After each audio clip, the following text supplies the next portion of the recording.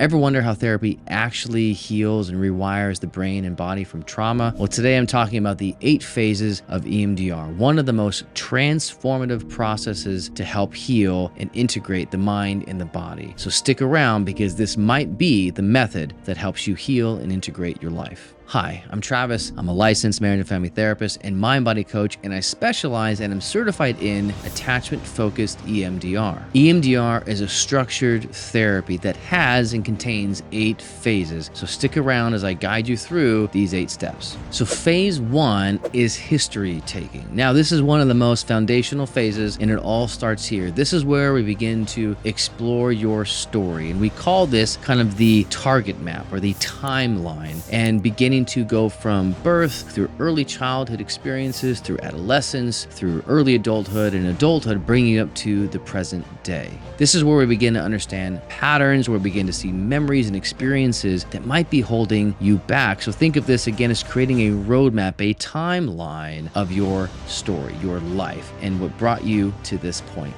now. And once we do that, this leads us into phase 2, which is the preparation. So in this phase, this is where we begin to lay the foundation. This is where I would teach you grounding techniques to help reset the nervous system, especially if you find yourself in kind of a hypervigilant state, which is kind of a fight, flight, anxious state, or a hypovigilant state, which is more of a numb, disconnected state. We need to teach you skills to prepare to go through these phases. And another ones are like deep breathing exercises or visualizations. And these are about ensuring that you feel safe enough and in control enough throughout the process. Because EMDR isn't about diving in unprepared, randomly just jumping in with no tools or equipment, but it's about setting you up for success. And this prep phase is so important. And part of it is too, as a trained certified EMDR therapist, this preparation phase might take a little bit of time dependent upon the person. We might need to spend a lot of time here really working on these skills and these tools because, again, we want to set you up for success. We don't want to re-traumatize you. We want to actually heal and integrate the trauma and move and live in freedom. Phase 3 is the assessment phase. And this is where we take kind of the target map, your history of everything that you've gone through, and we begin to get very specific. We begin to identify exact memories or events along your timeline. Again, that target map where we begin to identify where those negative core beliefs are tied to, things like I'm not good enough, or I'm unsafe, or I'm unlovable. We begin to identify those, or any big kind of capital T traumas that are stuck, and those are kind of life-threatening traumas like physical abuse, sexual abuse, things like that, along with those kind of more underlying kind of lowercase t traumas that are more kind of constant and malignant. And this is what helps us begin to see what are those worst and those first memories, because we tend to want to target those earliest and most intense memories first, because often what we find as we heal those and integrate those, it has this kind of domino effect. It kind of links through other similar memories, and it's actually pretty cool how the brain and body work. And so we want to begin to get very specific.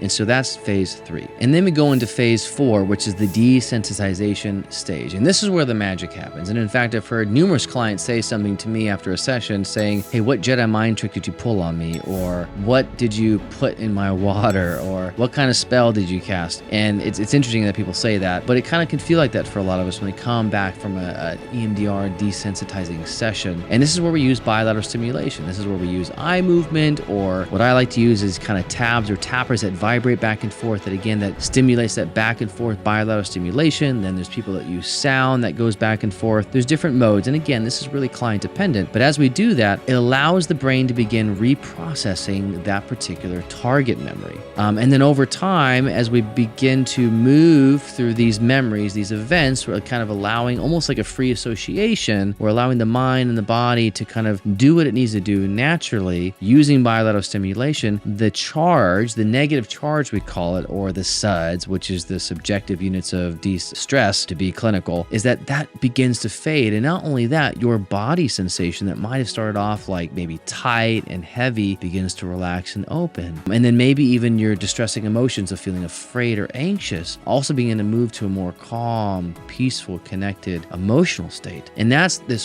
whole thing of desensitization. That's the EMD, right? EMDR. So that's the eye movement desensitization, or really it should be called like BLS-DR, which is really any bilateral stimulation, desensitization, and reprocessing. Is that this is the desensitizing phase, which is where it really reduced that charge to the event. After phase 4, we move into phase 5, and we only move into phase 5, and this is called the installation phase. And this is when the emotional charge is reduced and the distress is down. This is when we technically have a SUDS, a charge of a 1 or a 0, which would be neutral or not at all. And once we're there, we install. And what we're installing is now a more positive belief about the individual, about that particular memory. And so we usually have a belief of something like, maybe their initial belief was, I'm not enough, I'm a loser, I'm unlovable. And it might change to something like, actually, I have worth. My parents just didn't know how to love me. Or I actually am lovable and I needed that and they are unable to give that to me, right? So we usually have this more neutral minimum or positive new belief that we now install, quote unquote, by using, again, still bilateral stimulation. And what we do is we take the event as it is now, which usually is kind of no longer negatively charged. It's kind of neutral or not at all. Now we have this new belief and we pair that together with bilateral stimulation. And what happens is it kind of integrates and begins to rewire, which is the reprocessing phase. We're reprocessing with a new belief, a new body sensation, a new emotional state around this event, and it kind of integrates into the body and the mind. And so the brain is rewriting the narrative. It's replacing it with that I'm not enough to I am enough, or I'm powerless to I'm strong, or I'm lovable, it's my parents didn't know how to love me or were unable to, right? So it changes our whole entire perspective.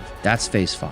Phase 6 is the body scan. And the body scan is the thing we do after. And we do body scans actually throughout, at least I do. And this is kind of where, as a certified EMDR therapist, I kind of move in and out of these phases as I like, because I kind of know what to do. I don't have to be so rigid to this. But just to stick with the model, the phase 6 is body scan. And again, we want to scan from head to toe, kind of if we feel anything lingering. Maybe there's a lingering tension or some distress that's tied to some other memory or this memory. So we want to know that, because this is allowing one more final sweep just to make sure everything's clear. Because if it's not, we want to actually start with that kind of distressing body sensation, allow for more reprocessing until that clears, meaning it releases and relaxes. That's kind of when we know in our mind and in our body when that event, that target's really fully cleared out. Phase 7 is when we close out the session. This is when we kind of make sure that the client is feeling grounded enough or safe enough, even if the memory isn't fully processed yet, because sometimes we end a session because of time. The memory, the target, there's still some level of distress. Maybe they're not fully cleared at a 1 or 0. Maybe it went from like a 9 and it's from 0 to 10. Maybe it was from a 9, it went down to a 5. Well, we want to kind of pause that, put a bookmark on it, kind of put it into a safe space. And so we want to make sure, again, the client is grounded and safe enough, because some of these memories can be very distressing, very overwhelming, very activating. And again, this goes back to one of the earlier phases of EMDR, which is the kind of prep phase, phase 2, which is they have the skills necessary to stay grounded. That's why we want to make sure you have the tools and skills necessary before we dive into the most traumatic thing that's ever happened to you. We want to make sure you're not re-traumatized. I want you to actually heal. And so we close out, we make sure you're good to go. And then also, I want to leave you with any other tools or strategies to help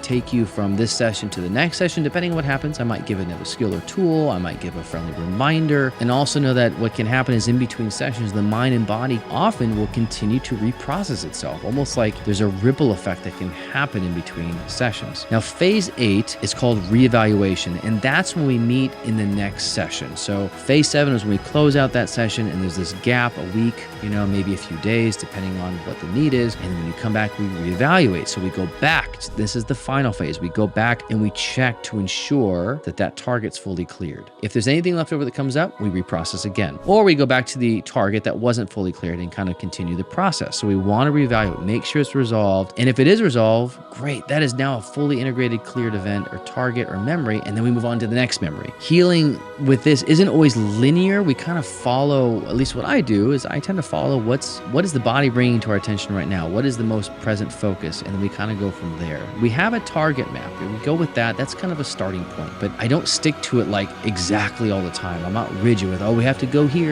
No, I kind of use it as a guide with the client. We kind of work together as a team, that I'm there to help, but it's really about ensuring that we move forward, that we're having some type of movement, regardless if we go from, the first one, 1, 2, 3, 4, or we jump around. But again, it's about prepping and making sure that you, the client, are ready. So these are the 8 phases. So each of these phases, every single one of them is designed to help you to process the trauma. It's designed to help you stay safe enough in an effective way. EMDR isn't just about getting over it. It's not just about like forgetting. I'm not wiping your memory. In fact, I've had people ask me that, are you wiping my memory? Well, I remember. I'm like, yeah, you're going to remember it. But it's about transforming the way your mind and body respond to it. And now not only to it, but to the world, allowing you to live more full and free. So if you're tired of feeling stuck, if you're tired of reliving some of these painful memories and belief systems, then you may want to look into EMDR therapy. I have found it such an effective strategy with all my clients. In fact, it's one of those tools that I wish I knew from day one, because now that I know it, now that I'm trained in it, I kind of use it all the time. It's kind of hard not to use it. Again, it's like this kind of secret weapon power tool that once you know, it's like, why would you not use it? So if it's something you're interested in, I'm going to have in the description below a link to my site along with other EMDR sites that have EMDR trained and certified therapists to look for in the state in which you reside. If this has been helpful for you, please click a like and follow and subscribe to the show, and stick around for more mental health content because your healing journey starts now.